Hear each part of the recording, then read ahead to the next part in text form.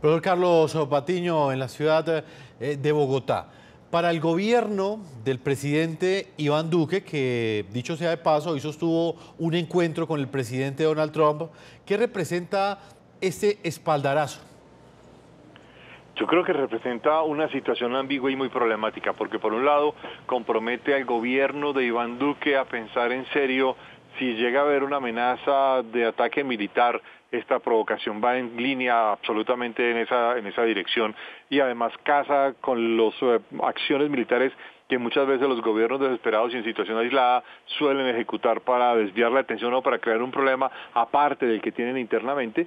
Y si esto llega, digamos, a suceder, pues para Colombia es un problema muy complicado, porque Colombia no puede ni apoyar ni participar en una acción militar directa de castigo a Venezuela, pero si es atacada tendrá que defenderse y tendrá que buscar una acción militar que sea un castigo o una respuesta limitado sin generar un mayor escalamiento de este enfrentamiento.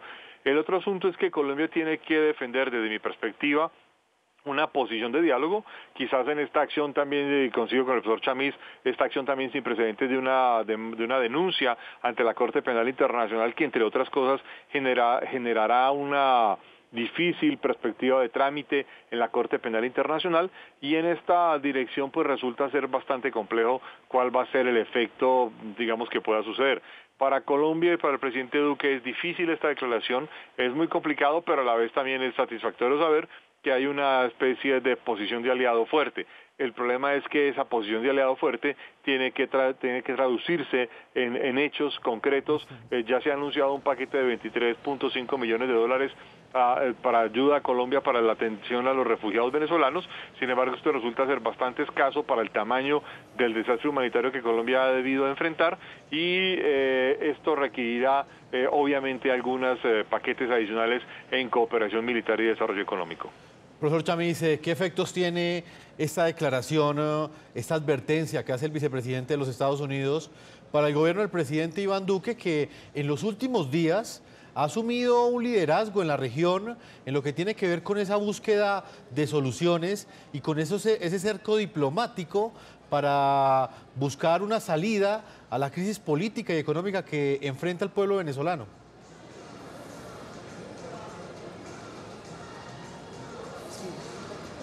Sí, efectivamente el presidente Duque también ha asumido una posición de liderazgo en cuanto a la conformación de este grupo de 5 países, esta coalición democrática, para dirigirse a abordar el tema de los crímenes de lesa humanidad. La situación es delicada y la movilización de tropas o el lenguaje de advertencia es delicado, pero yo creo que tenemos que recordar un hecho importante en toda esta historia, que es que la agresión de Venezuela a sus vecinos ya ha ocurrido. Este éxodo forzado por la ausencia de alimentación, la ausencia de atención médica, la absoluta ausencia de servicios, la desaparición del Estado virtualmente en Venezuela, en las funciones básicas que un Estado debe cumplir con su población, el crimen, la mortalidad infantil, y la lista es enorme. Y este éxodo representa es una agresión de parte de este gobierno de Maduro, que además se ha negado a recibir ningún tipo de ayuda humanitaria internacional, y ya no sea de ayuda de Estados Unidos o de Colombia, ayuda de Cáritas, de la Cruz Roja o de cualquier organización filantrópica. Se ha negado sistemáticamente a reconocer la existencia de esta crisis humanitaria, que hoy es evidente porque no pueden ocultarlo cuando millones de venezolanos están caminando por las carreteras de América buscando un refugio, buscando un albergue. Entonces todo eso es agresión para Colombia, para Brasil, para todos los países de la región.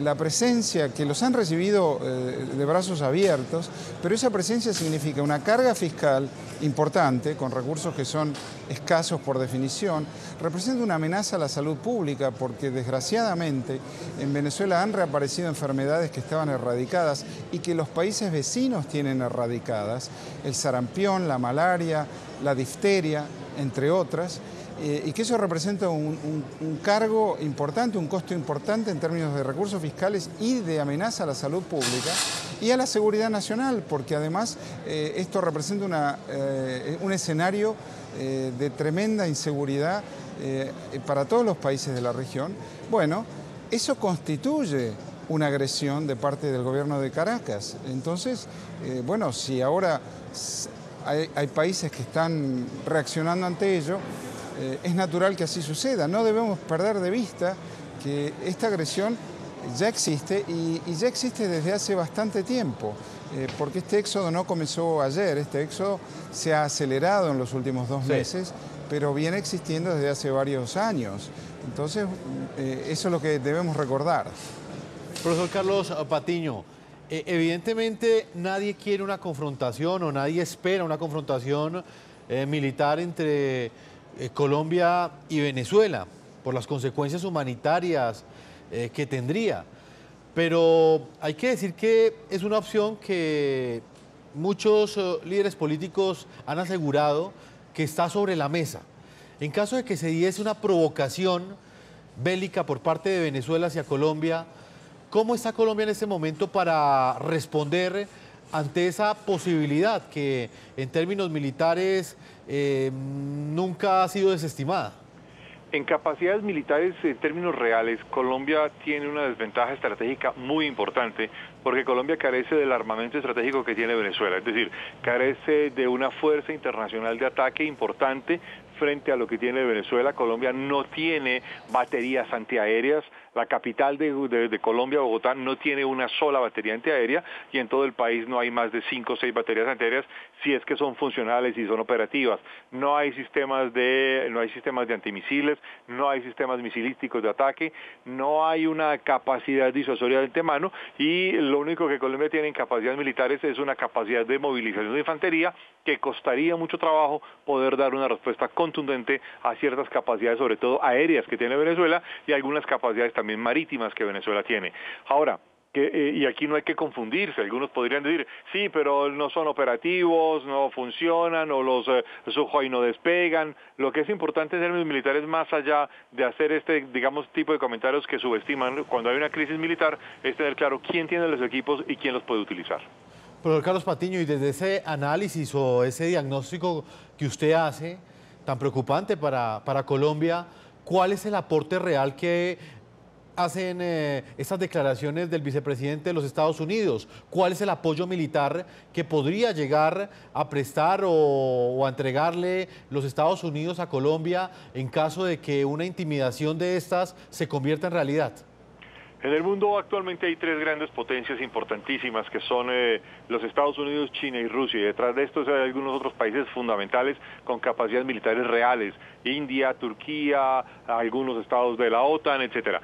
Pero en este caso, digamos, si damos el caso de una confrontación hipotética, y si es verdad que va a haber un apoyo de los Estados Unidos en caso de una hipotética confrontación militar, que insisto, sería desastrosa, obviamente el apoyo de los Estados Unidos tendría que ser un apoyo, por un lado, en capacidades aéreas de defensa y ataque, una capacidad también importante de entregar inteligencia real en tiempo directo de las operaciones para que Colombia pudiera actuar y defenderse, pero lo ideal sería que no tuviésemos que llegar a ese punto. Y quiero insistir en esto.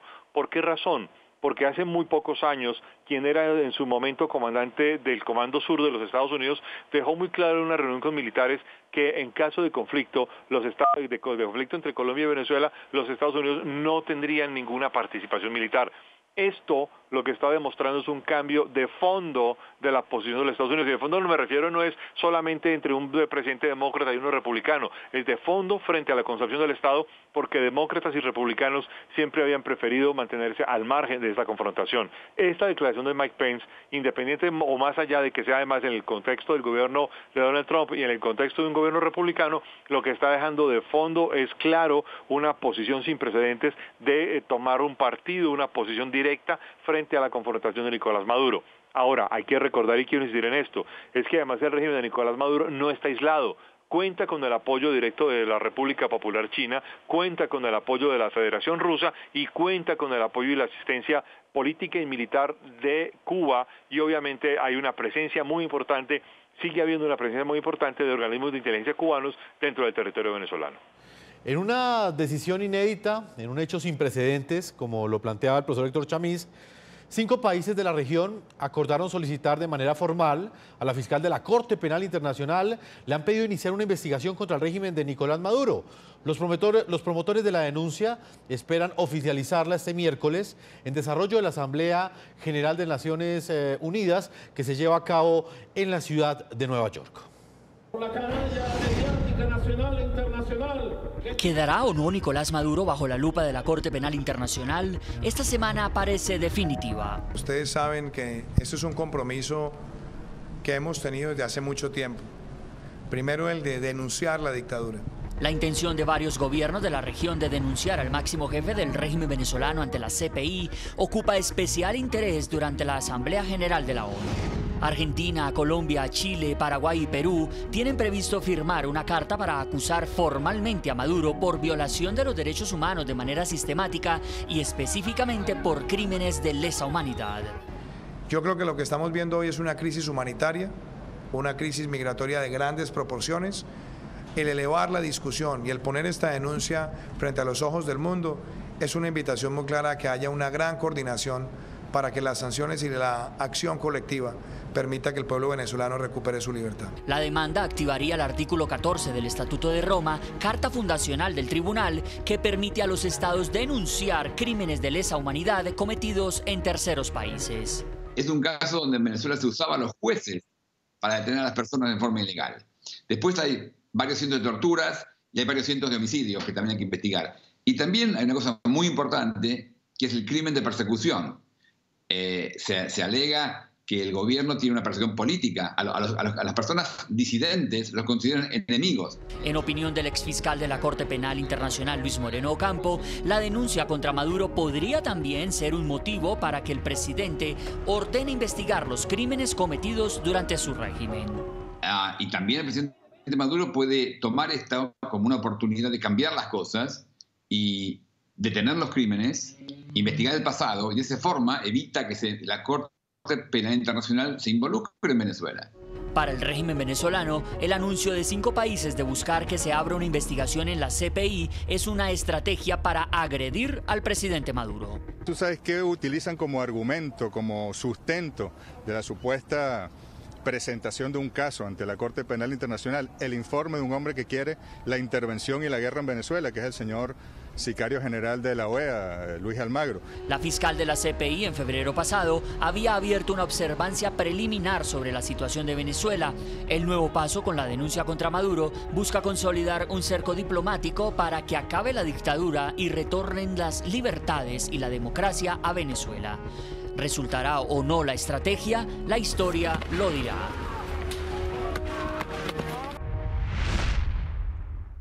Vuelvo a la ciudad de Nueva York, el epicentro de la Asamblea General de las Naciones Unidas, con el profesor de la Universidad Georgetown, Héctor Chamiz. Profesor Chamiz, ¿qué efectos reales tiene esta iniciativa histórica que han liderado 5 países de América Latina de pedirle a la fiscal jefe de la Corte Penal Internacional que inicie una investigación por los delitos de lesa humanidad que han sido cometidos por el régimen de Nicolás Maduro?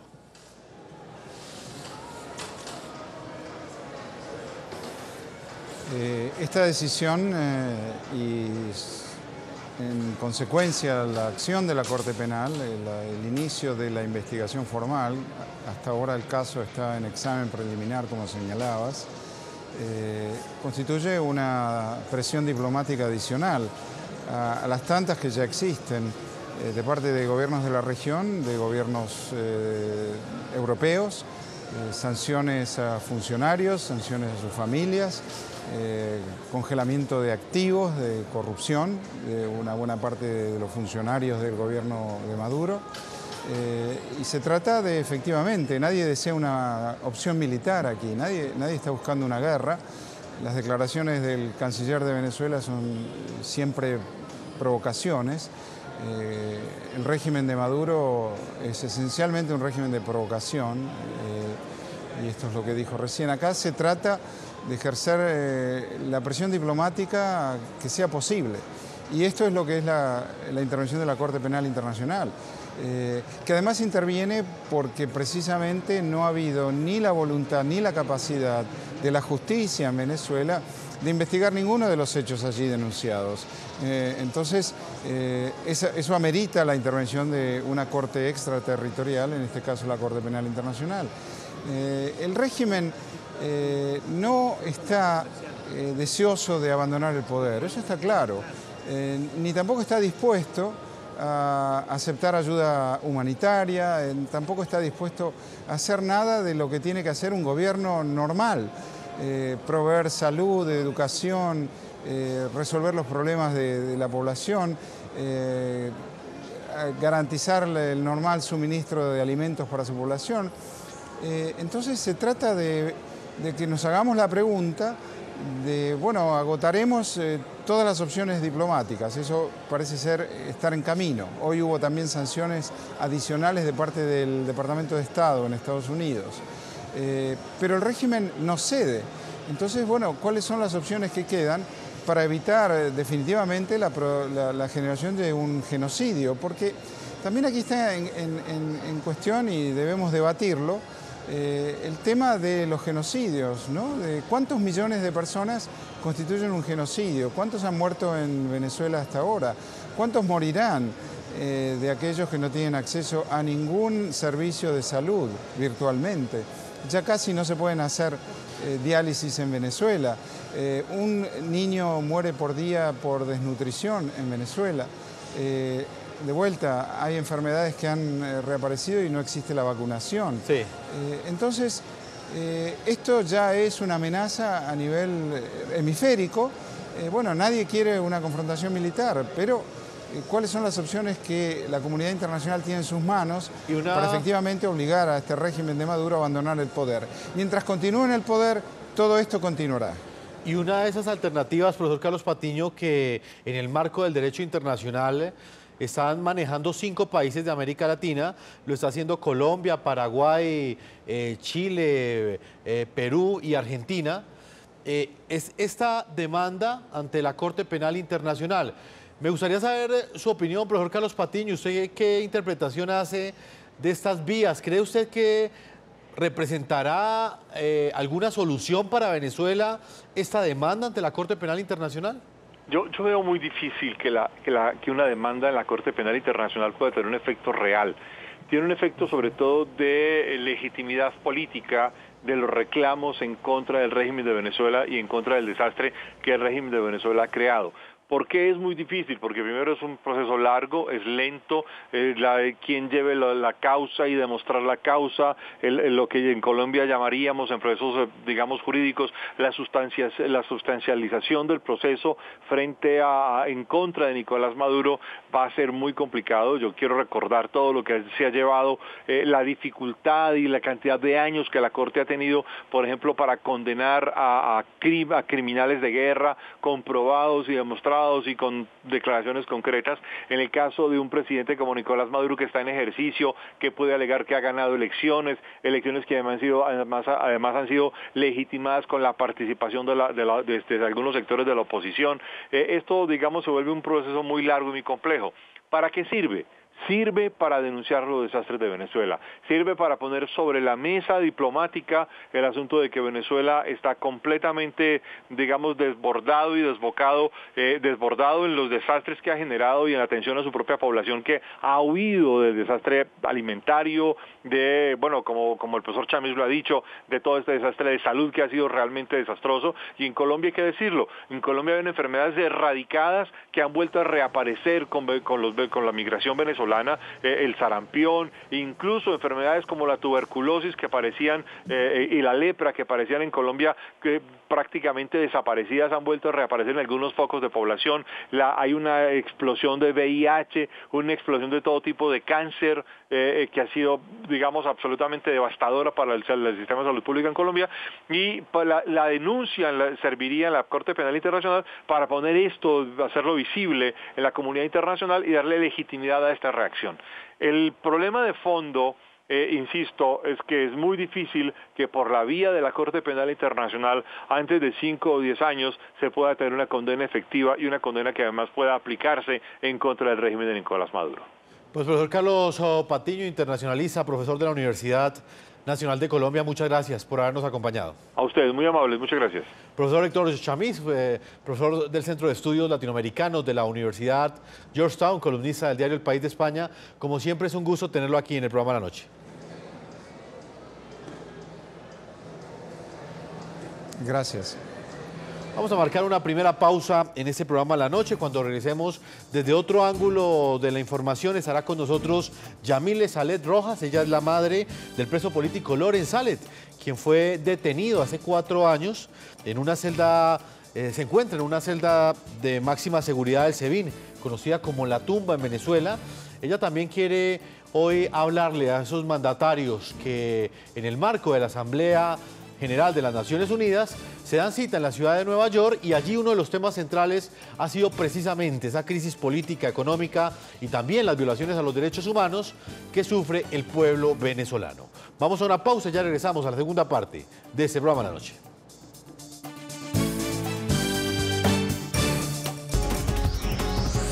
Ya regresamos con La Noche.